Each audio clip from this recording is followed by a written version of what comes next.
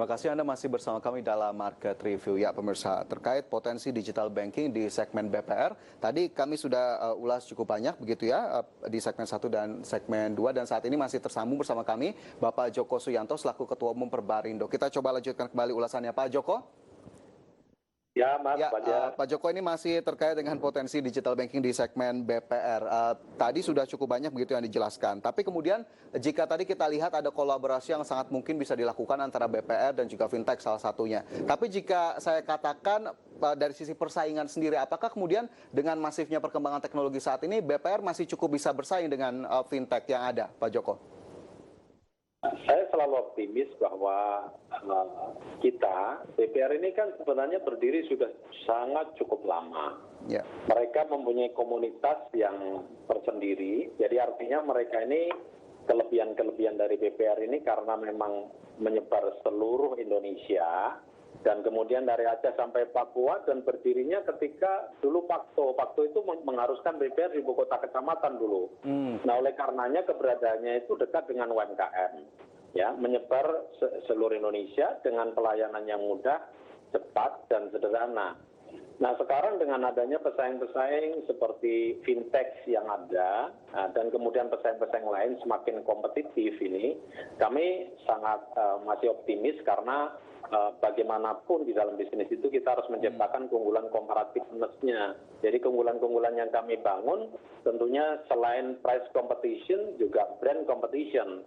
Nah, bagaimana bahwa masyarakat ini di era digital itu satu sisi kita akan berubah ke sana, tapi brandnya bahwa ketemu BPR itu mudah, cepat, dan sederhana. Dengan demikian kita secara optimis masih bisa mampu ya mengurangi tekanan persaingan yang ada. Oke, masih optimis mampu mengurangi tekanan yang ada. Tapi apa kemudian akhirnya dilakukan Pak Joko oleh teman-teman BPR untuk kemudian tetap bisa bersaing dan bisa mengambil hati dalam tanda kutip masyarakat untuk kemudian tetap menggunakan layanan dari BPR dibandingkan dengan fintech? Oke, secara internal tentunya bagaimana kita ini selalu menciptakan efisiensi yang baik. Efisiensi. Jadi BPR-nya ya efisiensi karena kita harus kelola BPR ini dikelola dengan sehat. Ujungnya adalah BPR yang efisien. Dengan efisien maka kita bisa berinovasi dengan berbagai produk yang kemudian produk itu lahirnya menjadi sangat kompetitif.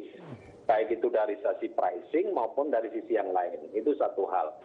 Kemudian kita akan meningkatkan service levelnya. Service level itu diantaranya apa? Pelayanan yang sudah baik ini kita terus tingkatkan dengan mengadopsi tentunya pelayanan yang berbasis digitalisasi. Yang harapannya bahwa masyarakat itu terlayani semakin mudah, tapi juga semakin efisien.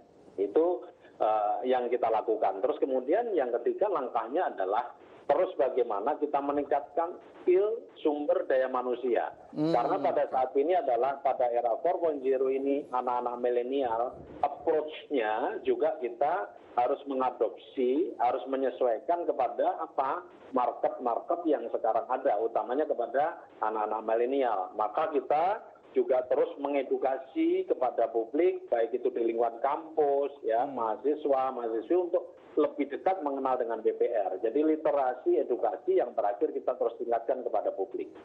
Oke, jadi sudah cukup banyak langkah atau strategi yang memang seharusnya dilakukan begitu ya oleh pelaku usaha BPR begitu untuk kemudian tetap bisa bersaing di tengah ketatnya persaingan yang ada saat ini. Lantas dengan tadi kita sudah bicarakan terkait dengan pengembangan digital. Sebetulnya ekosistemnya sendiri sudah cukup mendukung atau tidak, Pak Joko? Apakah kemudian dari sisi infrastruktur, dari sisi teknologi atau dari hal-hal lainnya ternyata masih belum cukup mendukung untuk BPR bisa semakin masif lagi bergerak ke industri digital? Ya, pasti. Satu, kita ada tantangan berupa infrastruktur. Karena ketika kita bicara digitalisasi, maka yang harus kita siapkan adalah infrastruktur yang ada. Utamanya berbagai infrastruktur yang sangat memadai dari core banking system sampai dengan end-to-end produknya. Nah, itu menjadi tantangan yang utama. Karena apa? Infrastruktur itu kaitannya dengan size-nya BPR, sizing BPR yang terkait dengan permodalan. Itu satu hal yang tentunya menjadi tantangan yang mesti kita siapkan di masa-masa yang akan datang. Terus kemudian ekosistem, kalau di BPR ini tentunya karena kita ini bicara ekosistem teknologinya, yang kedua adalah bagaimana kita membangun sebuah kolaborasi. Itu yang sedang kita siapkan. Artinya tantangan pertama tadi kita siapkan dengan berbagai tentunya pola-pola kerjasama dengan para pihak, baik itu bank umum, fintech maupun yang lain di dalam rangka mengurangi tekanan daripada investasi infrastruktur.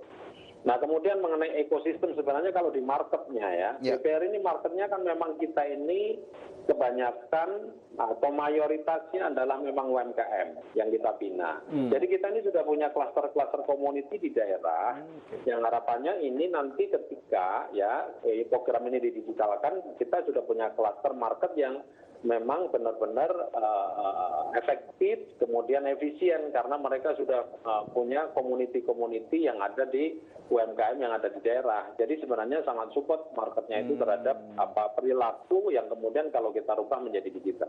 Baik, ternyata sudah cukup lekat sebetulnya ya para masyarakat terkait dengan BPR, sehingga akhirnya perubahan-perubahan yang dilakukan, adaptasi yang dilakukan tentunya diharapkan dapat menambah kenyamanan begitu ya bagi para pengguna jasa BPR. Baik Pak Joko, kami harap juga bisa yang terbaik untuk kemudian pengembangan ke arah digital, dan tentunya kita harapkan BPR dapat menjadi penopang perekonomian Indonesia meskipun di tengah kondisi saat ini. Pak Joko, terima kasih banyak sudah bergabung bersama kami pagi hari ini.